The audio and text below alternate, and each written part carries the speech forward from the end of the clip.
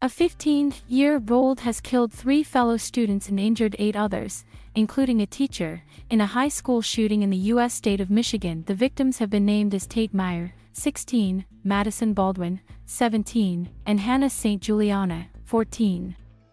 Officials say they do not know whether they were targeted. Police allege the suspect, a pupil at the school, used a handgun that his father had bought on Friday.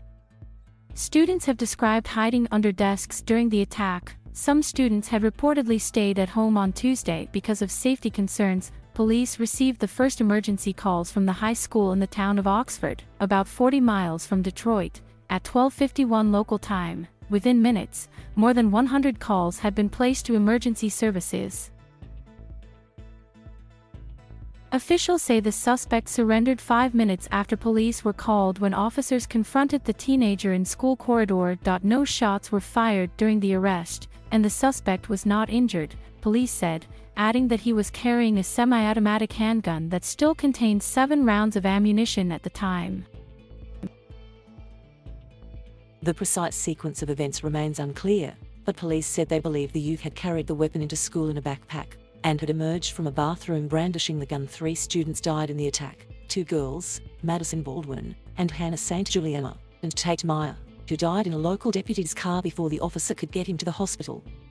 More than 32,000 people have signed an online petition to rename the school's stadium after Tate, who was one of Michigan's most promising young American footballers. 2 of the injured were undergoing surgery, while the other 6 were in a stable condition with gunshot wounds. A teacher whose shoulder had a graze wound had been discharged from hospital. Oakland County Sheriff Mike Bouchard said that investigators were at a loss to explain what might have precipitated an unspeakable and unforgivable act of violence, adding that the suspect was not cooperating with authorities. "The person that's got the most insight and the motive is not talking," he told reporters. The boy had been told by his parents not to talk to police and officers were searching his home. Police said all schools will be closed for the rest of the week and crisis support is being offered to students and parents. "Of course I'm shocked. I'm devastated," said Oxford Superintendent of Schools Tim Throne. According to the Detroit Free Press newspaper, rumors had been circulating of a possible attack, and some students had decided not to attend classes on Tuesday. Parent Jody Job told the paper that her son had skipped school because he felt like something was going to go down. Robin Redding told the Associated Press that her son had also missed classes due to concerns about safety. "He was not in school today," she said. "He just said that I don't feel comfortable.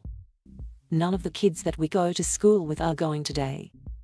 Police cautioned against speculating on the safety concerns before the investigation is complete. President Joe Biden spoke about the shooting during a visit to Minneapolis, Minnesota.